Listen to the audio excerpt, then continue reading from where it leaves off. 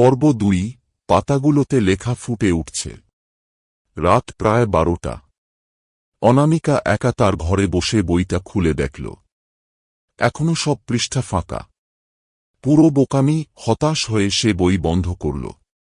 ঘুম আসছিল না, তাই বাতি নিভিয়ে শুয়ে পড়ল। ঘর একদম নিস্তব্ধ, শুধু জানলার বাইরে হালকা বাতাসের শব্দ। তবে ঠিক তখনই কিছু একটা ঘটল। চোখ বন্ধ করতেই যেন এক অজানা আওয়াজ শুনতে পেল সে, মৃদু কাগজের খসখসানি। ঘুমের ঘোরে নড়েচড়ে শুয়ে পড়ল অনামিকা। কিন্তু শব্দটা থামল না, বরং আরও স্পষ্ট হয়ে উঠল। ধপ করে লাইট জ্বালিয়ে দিল সে। তার বুকের পাশে পড়ে থাকা বইটি নিজের থেকে খুলে গেছে।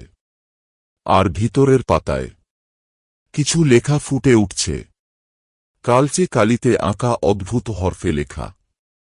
আজ রাত, প্রথম পৃষ্ঠা। তোমার গল্প শুরু হল। অনামিকার গা শিউরে উঠল। সে ধীরে ধীরে বইয়ের আরও কয়েকটা পাতা উল্টাল। প্রতিটি পাতায় নতুন নতুন লাইন ফুটে উঠছে। তুমি এই বইটি কেনার পর থেকে এক অলক্ষ্যে কারো নজরে রয়েছ। তোমার বাড়ির জানলার পাশে কেউ দাঁড়িয়ে আছে। অনামিকা আতঙ্কে জানলার দিকে তাকাল, কিন্তু সেখানে কেউ নেই।